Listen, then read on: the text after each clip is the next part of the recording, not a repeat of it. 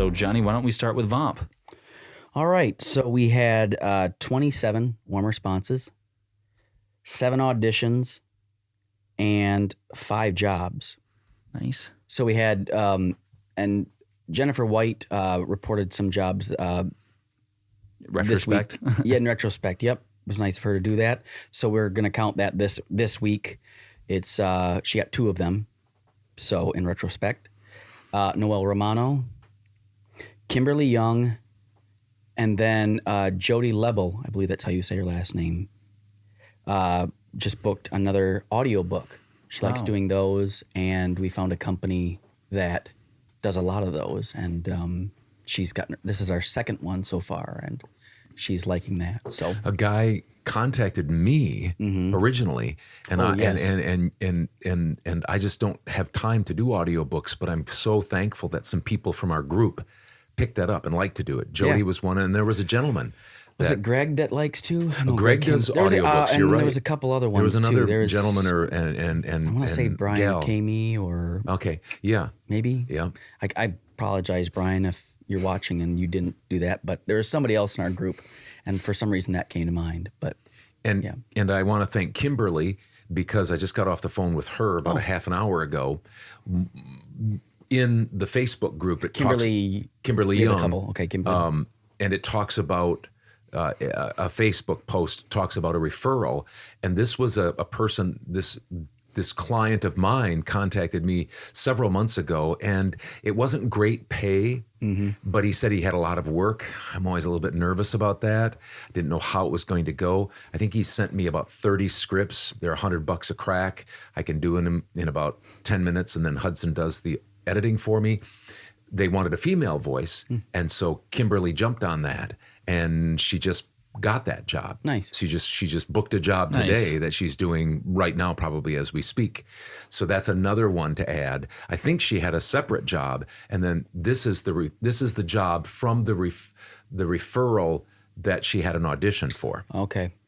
We may have posted that one because I think you had said that you did that referral, but maybe this is when she actually booked it. Is that correct today? Correct. Today she just booked it. Okay. So we got a little bit of car ahead of the horse, but it sounds like that's good. I was very thankful that I'm thankful for Jody and some of these folks that take on these, not that everybody has to take on lower paying jobs, but it's nice when I get a referral asking for a female voice or somebody else to do something, or something maybe that I can't do at this point in my career. I'm able to offer that to the VOMP folks, and they're coming through, and I really appreciate that, because honestly, that makes VOMP look good because we got great people. Yep. It makes me look good to my clients, because then we can pass along more opportunities for clients to use our good people and stuff like that. Did I see right? Did somebody from VOMP, our VOMP group, other than Dad, give a referral to another person in our group, or was that just Dad? That was Dad. That we made it sound like that. Okay. Well, we just whatever. It was anonymous at that point. She hadn't booked it yet. Okay. Yeah. So I had that wrong. Yep. But off of what you were saying is that Bill DeWeese has done that. We've sent a job, not a referral necessarily, but he's booked a job with some person that has a little bit lower, but he just wants to work. And what we've seen, and you've seen when I was your assistant, is sometimes you'd book something for a little bit. Maybe it isn't exactly what you want, or what's the going price for what the script is or what the project is. But what you find is that you sometimes, because you work with them on that one, it's either more work and they're easy to work with, which that makes it nice, and it's not that big of a deal then to work for a little bit lower price, or you find that it's just that project. And that specific client that has a lower paying job. Yeah, exactly. And so that's why we like, if you're flexible, that's really nice, because you might find some gems in there that aren't just, they might be low at first, but they might be something that really pay off, or at least they pay off in not difficult to work with. Correct. And lots of reoccurring work that's just great. And we've seen that in your business. Bill DeWeese does that. And has done that with our group. You mentioned some other people. Audiobooks can be a way to become better and better with your craft, if you will. And so those kind of people are going to, you can see success other ways too, obviously, but it's nice to see people doing that, like you said, and it helps VOMP's name. with the people that you work with, and then with just opportunities for people to work with other video production companies that we send out to. So one of my best stories, and you know that, is I remember contacting an e-learning company in Kalamazoo, Michigan, and the owner, they were just starting out, the owner said, well, we can only pay about $16 a finished minute. Now, this was back in 2016. I was trying to get $20 a finished minute, but they had good scripts, and they sent me stuff regularly, and so I just took it. Then remember, I got that audition, and they pared it down for voiceover talent. I ended up winning it. It was for Royal Caribbean. I did all of their stuff for 3 years. It was $90,000 over 3 years. Wow. And that started out with a low-paying client. Now, they didn't pay great, but their scripts were good. They were easy to work with. They paid on time. And so it's just hard to, when you have that continuing work there day in and day out, wouldn't you kill for that right now? I mean, just like if somebody, like in your position, you have somebody kind of like that I think that guy just sent you 3 scripts again this week, right? He's going to. Yep. Okay. Yeah. Well, and it's not great pay, but. Yeah. And if you're not working, like you always say, if I'm not working, as long as I'm not, I'll take something on, and as long as it's not ridiculous. But even sometimes you'll take jobs that are kind of like, you would never, because you'd rather be busy doing something than doing nothing. Yeah, because I just think of it like I say like somebody pays me $75 for a local commercial, and some people will say I won't work for that, and that's fine. Yep, but I just think, hey, I'll buy $75 in the coffers. I'll buy pizza for people tonight. It takes me 10 minutes, 15 minutes to do it. That's easy for me to make that decision, but that's just me. Yep. Did you have anything else interesting that happened this week, or? No, I mean, it wasn't too bad of a. What's nice to see is that it wasn't too bad of a week with Labor Day thrown in there. Yeah, that's right. I didn't even think about that. You never know what you're going to get. Yeah. But we've got some nice responses this week from people, and then nice to have auditions and jobs, and it's. I think one of these, I can't remember exactly who it was, or two of these were recurring jobs, which is, again, those are huge. So that's nice to have it working in a shortened weekend, and see these people that we get to work with see success. Especially, it's nice to get new jobs, but the recurring work is just. You're building that relationship with those people that. Well, and they you have some people that you work with.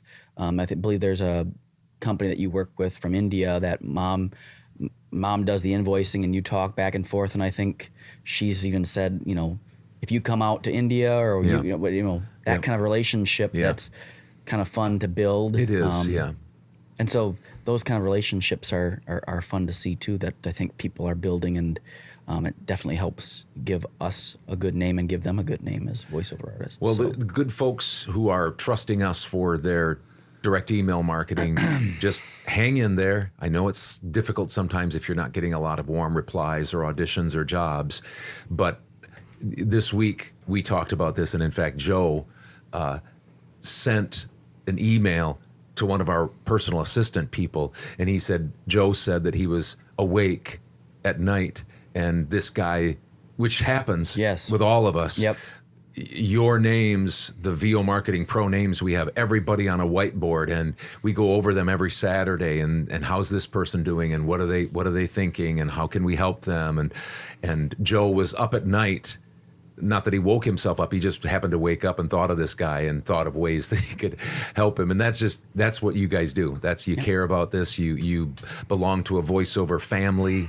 Hudson's one, I'm one, you've been part of it, our whole family is, and so I appreciate how you take care of the VOMPers. Yeah, and like you said, hang in there. There was one audition that came in late this afternoon. We had contacted this company quite a while back, and this person didn't respond to any warm response. They just sent an audition today and said, hope your week's going great, all that kind of stuff. And it is now. And so hang in there, because there's emails out there, and they do matter. We say that a lot. They do matter. Just because they didn't send something back initially doesn't mean that they aren't keeping you in mind. Yes. So. All right. On to my numbers, and you'll be encouraged by my numbers this week. I had 1 warm response this week. I had 0 auditions, 0 new clients, 0 jobs booked, and I did one job on Fiverr for $15. Okay. I had 0 jobs on Upwork. So, it's whatever. It's not a big deal. I guess it's the whole reason why we started this podcast, these videos, is to show people the up and down of my, not just mine, but our journeys, but especially mine as you helped me through it, because there was, over a month ago, I had a $1,500 week, and this week I have $15, which it's not so much discouraging to me. It's just double down on my efforts, and maybe something's up with, maybe for some reason, Labor Day weekend, I just hit more people that were out of office, or just people who weren't or maybe they didn't like my voice. That's whatever. But that's just, it's authentic, and people who are out there who maybe are in the same place as me, don't worry about it. Just keep your nose to the grindstone. Is that what it is? Yeah. And I'm going to keep, going at it. So it's not a big deal, but Hudson and I were talking today.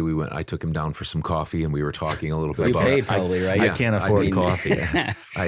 We were talking a little bit about how, I'm leery. It's a pet peeve of mine. VO coaches and stuff and gurus that don't say their numbers, and they probably make a lot more coaching than they do in voiceover, and you don't know if some of them are con men or women. Well, this proves that we're not con men, because we keep telling people, his thing, when you report a $15 week, I mean, there's ways to build this. To me, it's not even, maybe I should be more embarrassed, but it doesn't bug me in one sense, because I'm looking, at a bigger goal, and you're going to have that from time to time, and to not let that get you down so much, because I could easily get down, especially when you have such a big week like that. For my standards, $1,500 is a big week, and then to go to a week where, and the Fiverr job came in right before we started doing this. So you do have 3 scripts for next week, so you'll have a little bit those of are coming. Those will be coming up soon, but I just didn't put those in here because I haven't gotten them yet. Right. So I didn't want to. Yeah. Well, and VO Marketing Pro is a little bit in the same boat too. We're giving our numbers, and we're seeing it growing, but we just know that it's going to work, and we're going to work. Yep. We're going to keep working hard. And like you said about Joe, that happens to us too. You sometimes wake up and people are on your mind. It's our business, and we really want to help you. And you all come to our mind, those that are watching, and we're working hard, and we'll keep being honest, and we'll keep pushing that boulder up the hill and make it work. So we just know it will. What about you? Oh, did you give your? Oh, you had the total $15. Yep. I thought you did some editing. I did do some editing. So the caveat sometimes I do with this is Dad talks about my voiceover being, I edit for him, and I did 8 hours of editing for him this week, which ends up being $160. But I have a tendency to look at my own business. I'm very thankful for the ability to do that, because $175 is more than $15. But in voiceover alone, my voiceover, I did $15. Now I did 8 hours of. Yeah.